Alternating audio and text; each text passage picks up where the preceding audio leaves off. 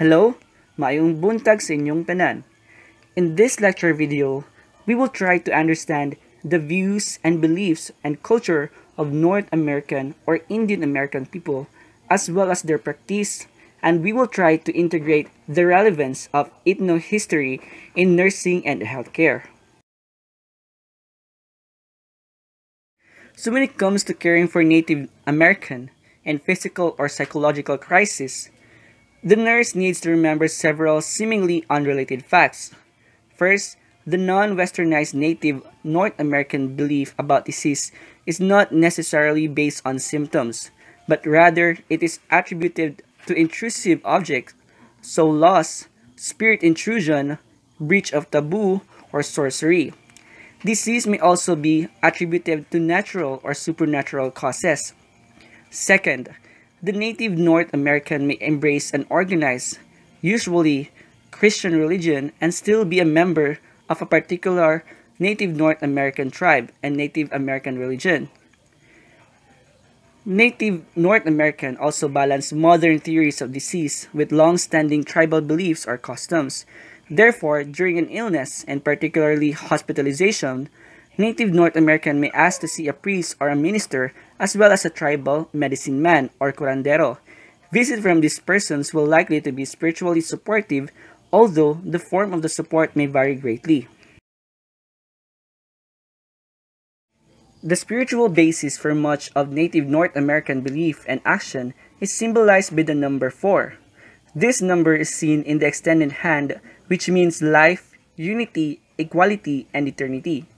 To the Native North American, everything is cyclical. It starts from communication as the key to learning and understanding brings peace of mind, and peace of mind leads to happiness, and happiness is communicating. It is important to understand these different meanings of 4 as part of guidelines in North American culture. One good example of this is the use of medicine wheel or sacred hoop, so they use it as a guide in making life decisions. What you see on the screen is different forms of guidelines for North American. You may pause this video for greater understanding of North American culture.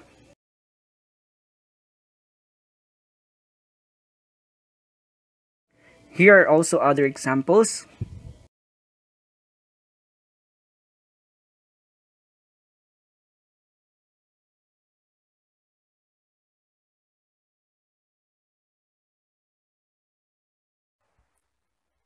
Language and communication in North America. The most widely spoken language in North America is English, followed in prevalence by Spanish and French. We have two main ways of communication, the verbal and nonverbal communication, that are commonly used in North America. For the verbal communication, Americans are very direct communicators. They tend to convey their entire message verbally, paying less attention to body language. People are expected to get to the point. For the sensitive topics, many Americans are sensitive about certain subjects. For example, they may be politically correct. Being politically correct means trying not to say things that will offend a particular group of people. For example, many Americans do not tolerate racist or sexist jokes. Most Americans do not like to talk about their weight, their age, or how much money they make. People also may not want to tell you where they are going or where they live. If you ask something about it, they may think you have a bad intention. Small talk. Most Americans will talk small talk with you. They will ask how you are or talk about the weather. This is considered polite. For their language styles, Americans are generally enthusiastic, assertive, and persuasive in their speech. Modesty. Americans are not very modest, as boasting is not cut down by tall poppy syndrome in their culture. People are expected to speak in their own behalf instead of waiting for someone to tell of their achievements or success for them. Please and thank you. In the USA, people say please when they ask for something and thank you when they receive something or someone helps them.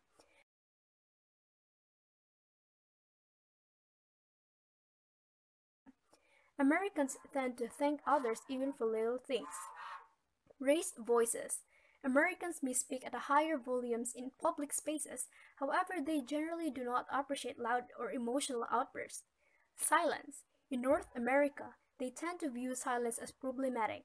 In interactions at work, silence is uncomfortable. It is often perceived as a sign of disinterest. For nonverbal communication, Eye contact. Eye contact is often used in much of North America. It is a sign of confidence and attentiveness and views as more trustworthy, intelligent, and kind. Physical contact, touch. North America is classified as a medium contact cultures, stand quite close when speaking and will touch on occasion. Generally, they are not very tactile outside of their families and close relationships. Most Americans shake hands when they meet. Touching someone of another gender, especially in workplace, can be misinterpreted as sexual harassment. Space. Americans like to be given a fair amount of personal space. This means if you are talking to someone, they will probably stand at least a foot away from you. In US, public space is 12 to 25 feet, social space is 4 to 10 feet, personal space is 2 to 4 feet, and intimate space is less than a foot.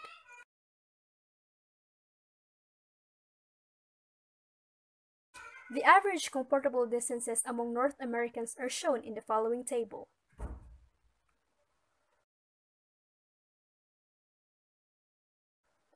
Gestures. It is best to note or show some kind of sign that you are listening throughout a conversation.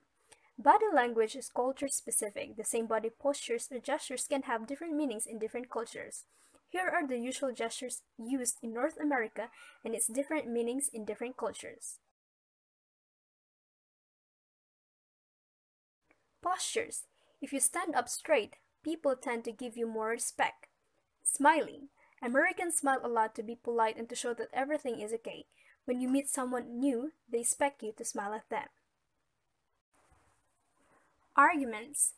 People in the United States are taught to stand up for their beliefs. This means if someone disagrees with you, they may argue with you to try to prove their point.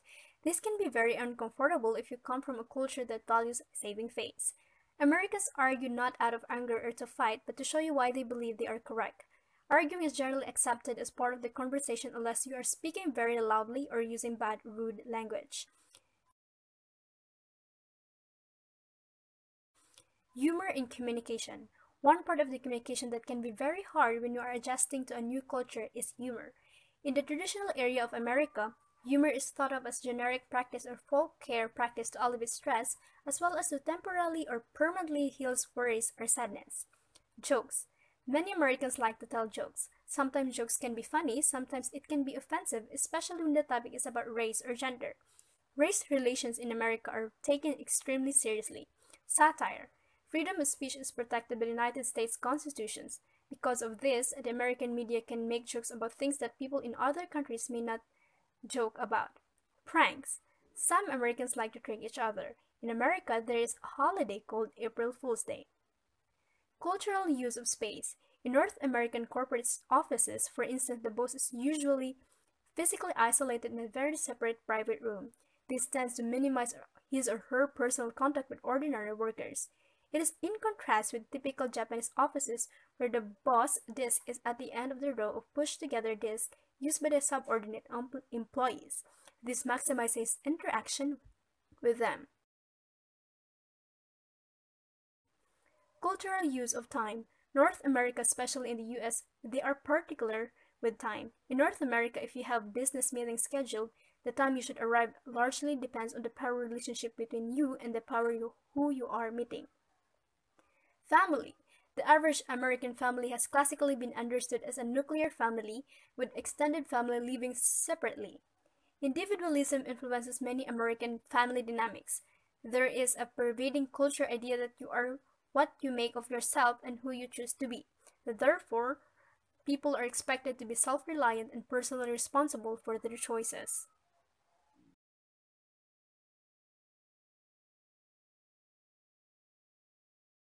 Relationship with environment, reciprocity of Mother Earth. Native American people have lived for centuries in various settings across the United States before they were confined to reservation or terminated as tribes. In diverse locations and climates, they adopted to and learned to use plants, wildlife, and materials for food, clothing, utensils, and home building. The use of paint, ashes, feathers, beads, or amulet of various materials may be found on the clothing. These sacred items are representation of Native American people's relationship with their surroundings and are powerful and meaningful forces to them in the universe. So nurses need to provide care by showing respect for these cultural beliefs and practices and to support cultural care preservation. Spirituality and use of traditional medicine. So, spirituality is a caring mode among Native American. It is important to promote healing and to create harmony and is complementary to Western healing modes. So, it is viewed as essential to their existence. Then, Native people are grateful to the presence of fellow people who share similar cultural beliefs and practices. And also, they encourage their young to offer objects as a gift to the Creator. Care as a spiritual connectedness is uniquely strong and its presence is felt among Native American. They are comfortable, peaceful, and they find sense of equality and family belonging with each other. So transcultural nurses need to preserve spirituality among Native Americans as a dominant features in care decision and actions to provide culturally sensitive and appropriate care. Traditional medicine and health and healing mode. So, Native American people health is balance of physical, mental, spiritual, social, and cultural factors within the individual or community. This is used to promote harmony and healing and still thriving in many Native American communities. So, the transcultural nurse need to respect the client and the family's decision if they choose one or both practices. For the food beliefs and practices, in traditional times, the majority of Native American tribes relied significantly on natural foods produced and gathered from their local environments. Native Americans, specifically in the southwestern United States, valued and used corn and its product in various dishes and rituals. Among these are corn pollen, which is used by the Diné or the Navajo people, who are the largest Native American groups in the North America, and for the Apache ceremonies. Corn is also used by Pueblo people in meal preparation and ceremonies. The Hopi people or the Native American tribe use corn in stews, in picky bread, and corn meals. They are recognized for practicing dry farming to produce corn for rituals and food consumption. The Diné or the Navajo people have herds of sheep that supply food and wool for creating rugs. Sheep and goats meat can be difficult to exclude from a diet, so from this, nurses may need to assist the Diné in reducing the fat level in their food. Also, in the northern plains people, buffalo was provided to them as a sacred entity to provide for food and rituals. Many of their cultural traditions, such as their dances with clothes, are made from buffalo skin. During pregnancy, strong foods are recommended for the mother and unborn child. This includes foods such as corn, berries, lean meat, and bland food. Certain ceremonies, illnesses, or rites of passage prohibit the consumption of fatty foods, salty or sweet foods. Also, the Diné believe that giving adult meals to small children, such as mutton, stews, or tortillas, are necessary for the growth. The relevance of ethnohistory in nursing and healthcare. The knowledge of the Native people's history are significant to Native American nurses to know. This describes some contemporary practices and strengthens the bond or trust between the nurse and the client. Through acknowledgement of people's ethnohistory, transcultural nurses can establish respect with Native American groups. The Native American history and present life experiences offer respects, and it creates a loving environment, communication, and mutual trust between the Native American client and the nurses.